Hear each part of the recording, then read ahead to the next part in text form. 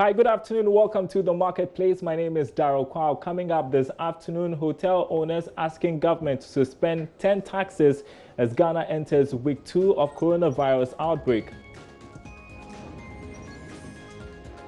Also coming up, military arrest traders flouting border closure directives as they sneak through unapproved routes. Also this afternoon, a possible glut of hand sanitizers as pharmaceutical alcohol manufacturing companies, amongst others, release their products onto the markets. We've got details coming up. Stay with us.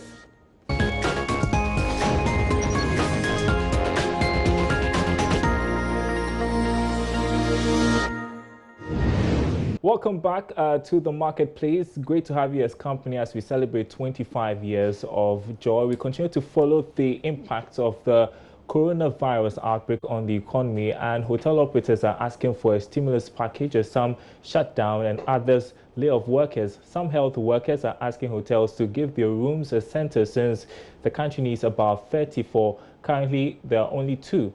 Now, who should bear the cost? Hotel owners, government, or employees? I've got in the studio president of the Ghana Hotels Association, Dr. Edward Akanyamike, and Richard Danso of Monarch Hotel in East Legon. Thanks very much for your time, gentlemen, this afternoon. Great to have you on the Marketplace, which we would have been talking about greater times or nicer times for the hospitality sector. But here we have a crisis on our hands. I know you were here. I'll start with you, Mr. Akanyamike Jr., last week to talk about the impact of this coronavirus outbreak on the hospitality sector. Just for our audience who are now catching up with the news, tell us about what the challenges have been so far for you. Well, Daryl, thanks so much for the opportunity.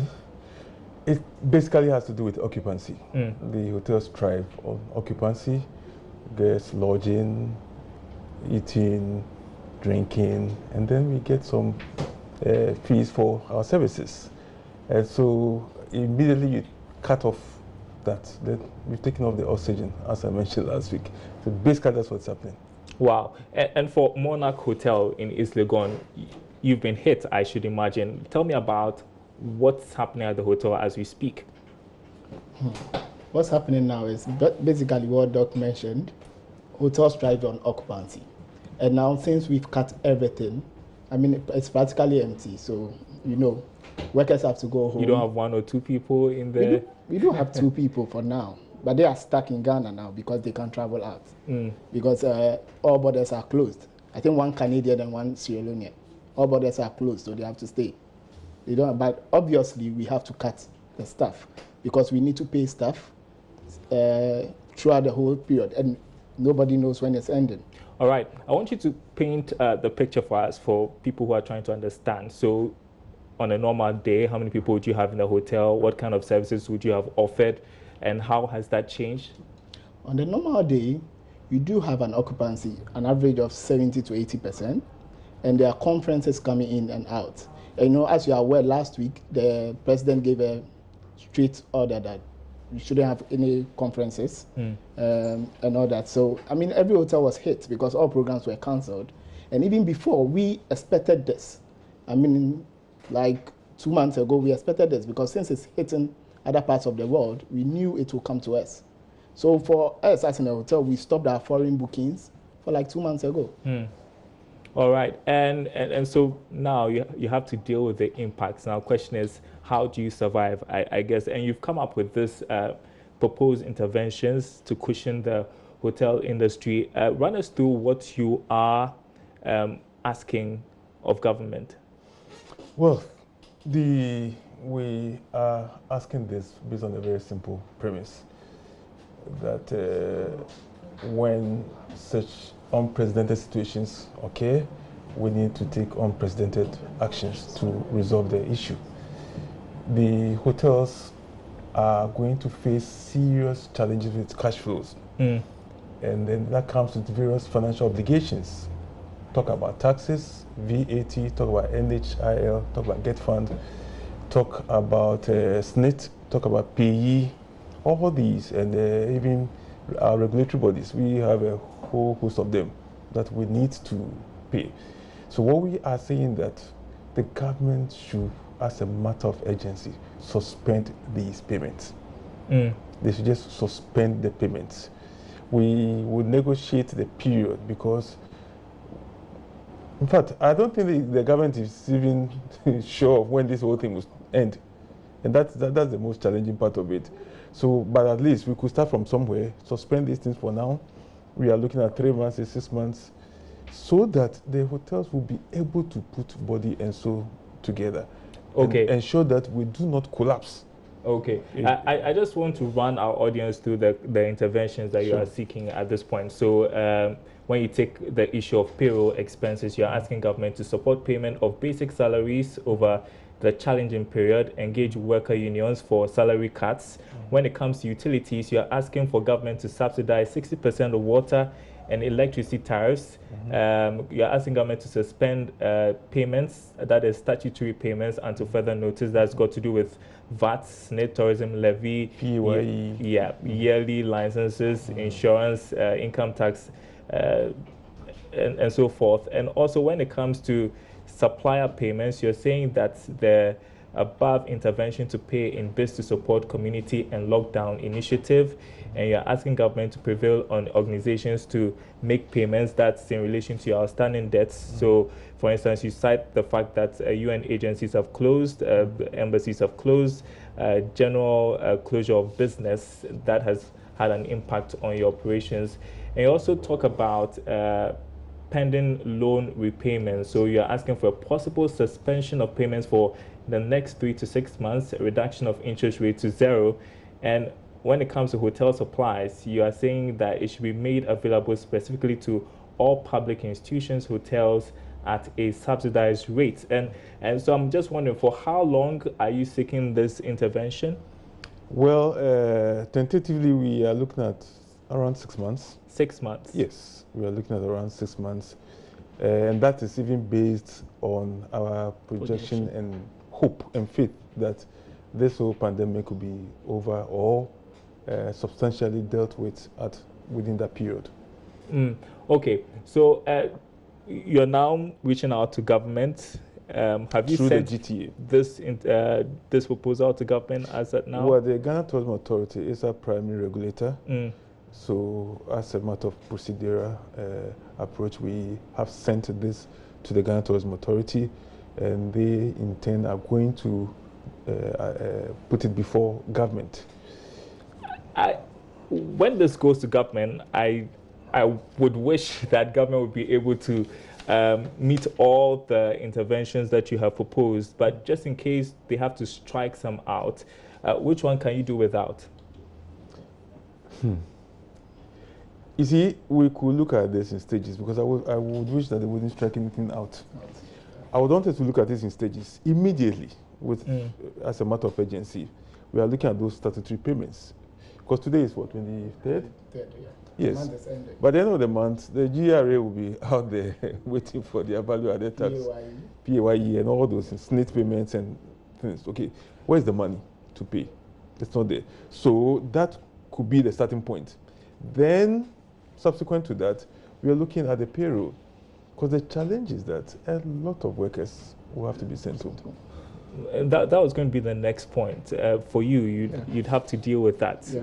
Are you laying off workers? Obviously, they have to go home, because no guests are coming in, no guests are going out. So how do you expect to sustain them and pay them? And even what we are talking about, all this that we've mentioned, you can't take any out. You can't take any out. I mean, you need to. Other countries are doing it. When you look at the United States, the United Kingdom, they've all given packages to the hospitality industry. So we are expecting that, since this, I mean, nobody expected this, and we are the affected, the most affected. Yeah. All right. Just as we wrap up, we don't know when this crisis is going to end. We don't know when we are going to come out of it. Your interventions you're seeking, you're asking for a 6-month period where you have support from government. Do you think the hospitality industry in the country will survive this, really? Because, as you indicate, some will collapse totally. Yeah.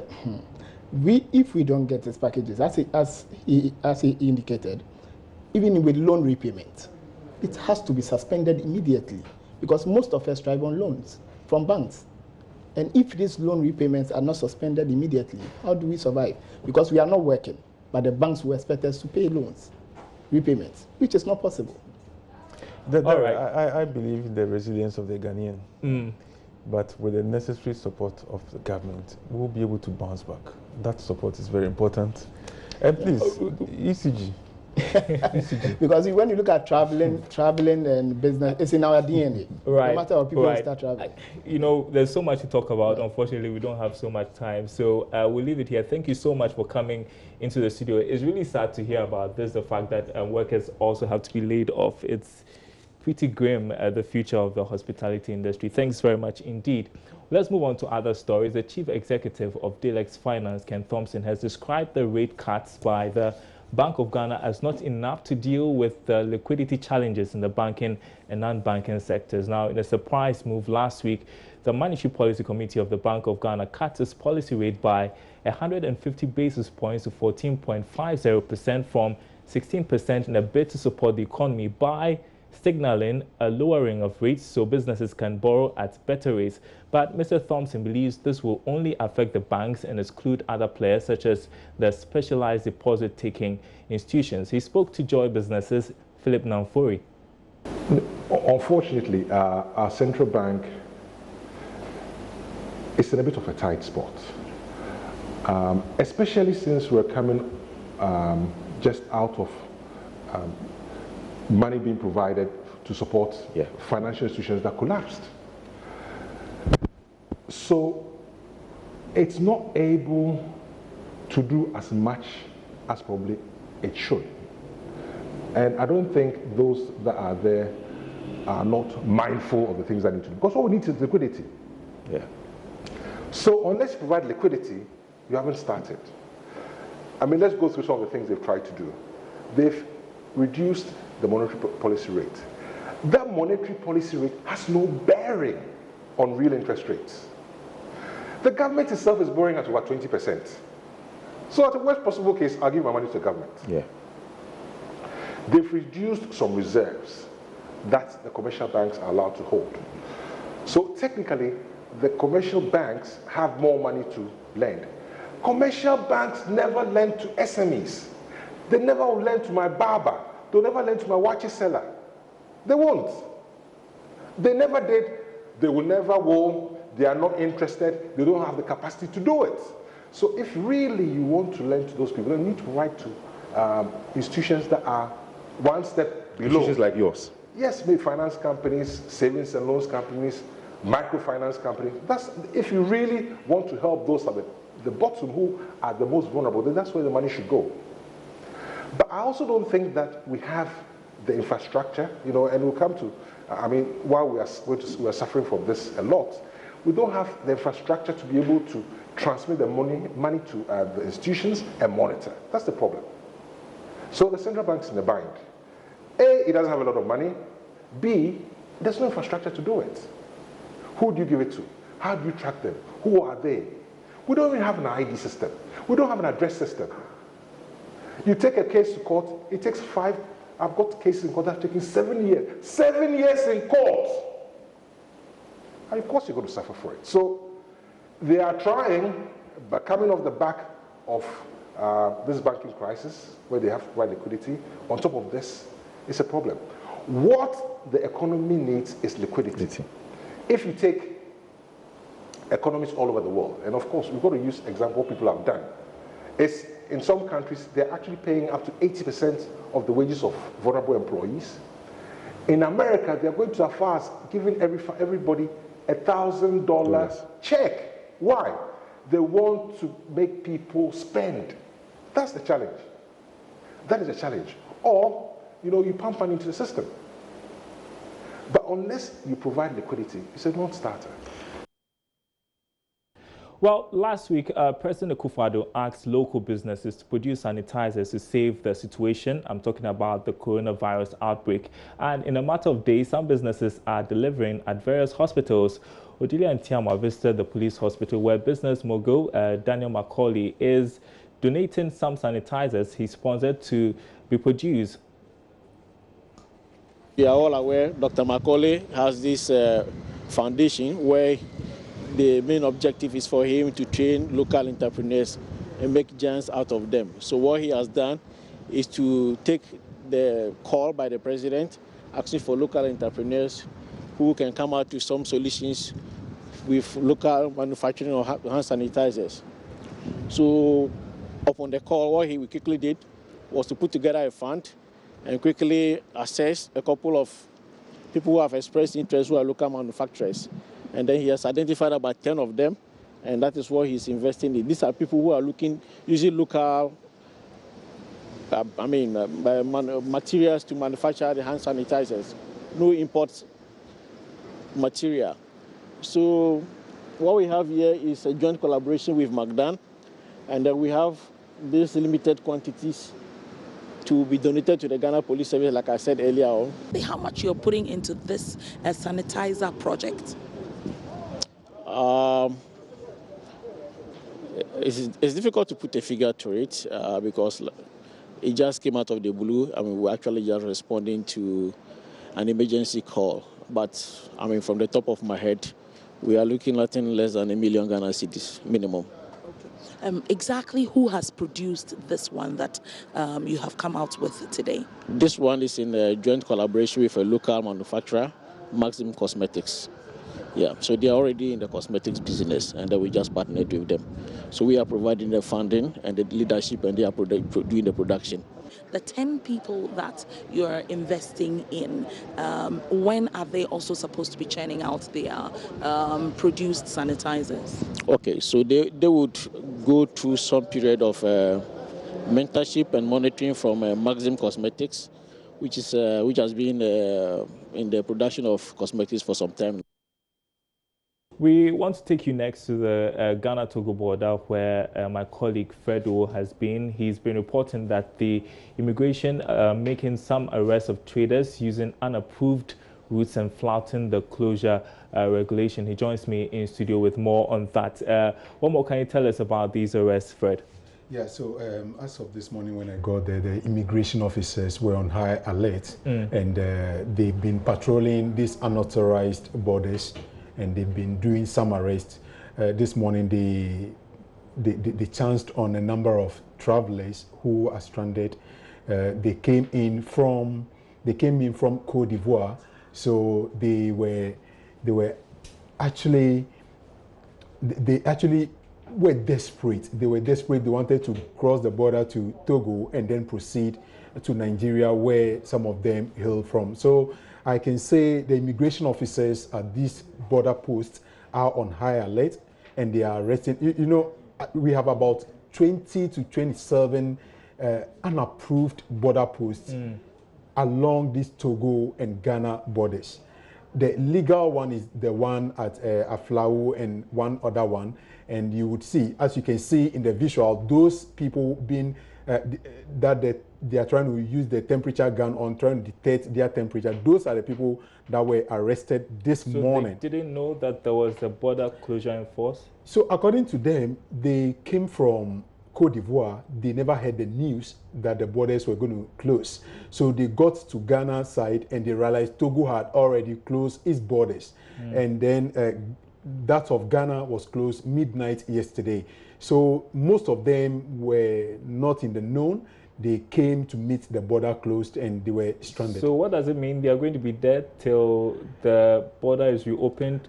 That should be the case should the government from Ghana side and Togo side not intervene. That of Ghana can come in to say they want to open their borders, because at least they have even given 2 weeks ultimatum or deadline to, as a matter of issues, if nothing changes, they will now proceed to open it. But the Togo border is the main issue, where theirs is actually, they have no idea, they say, until further notice. So the Togo border, Ghana can decide to open theirs, but these people will still remain stranded at the border post. But earlier when we spoke, you talked about the fact that the border seemed deserted. The border, as we speak, is currently deserted. And those who change money there frequently, you see, when you get to the border post, you see people unassuming, but these are people doing money changing business. When you come with Ghana cedis, they change for you if you are going to Togo, certainly you need CFA, which is France, money to actually do any business in Togo. So they will have to now change for you. So this money changes, actually when I got there, they've just packed their chairs onto the tables, and you see the whole place to be so quiet, total inactivity at that place. All right, Fred, well, thanks for that update from the border. We'll be looking forward to your report. But it's not just the borders that are closed. The Registrar General's Department is also closing. We have been speaking with the Public Relations Officer. Foremost, we want to apologize to the business community and the general public. But we are closed down today as a result of the fumigation exercise currently going on in all the markets. We are very close to Tama Station market. That is why we have closed down, because of course we don't know the harmful nature of the chemicals that are being used for the fumigation exercise, what's impact it will have on the health of both our clients and our staff. So to safeguard any other unforeseen health-related issues post the fumigation exercise, we felt that, well, it's good we close down just for today, and then when the fumigation exercise is done, we come back into full operations. But beyond this closure and all that, what other measures are you putting to ensure that social distancing and also the health of your staff? What are the measures put in place against this pandemic? Okay, so we have provided, like you can see right behind me, a sink for hand washing. We have also provided all our staff hand sanitizers, we have provided them gloves, we have provided nose masks, and we also constantly disinfect the surfaces and the floors of the front office. We have brought out the chairs, majority of our chairs outside, and so we keep the numbers out here and then call the people into the front office in turns. We are, however, encouraging the public to still use the online platforms if you have to do renewal or if you have to do new registration. You should use the online platform. The Office of Head of Civil Service on Friday also brought out a directive that we make provision for flexible working arrangements for staff. As a result, we have embarked on a rotational system. So even today, we're working with half of the staff strength. Half of the people are to go home for a week, and then when the other half returns, then the other half resumes. All right, so the great thing is that you can get online and transact business with the Registrar General's Department, and the closure is for today, hopefully after the fumigation exercise is over. And that's the marketplace this afternoon. Thanks for watching. My name is Darryl Kwao.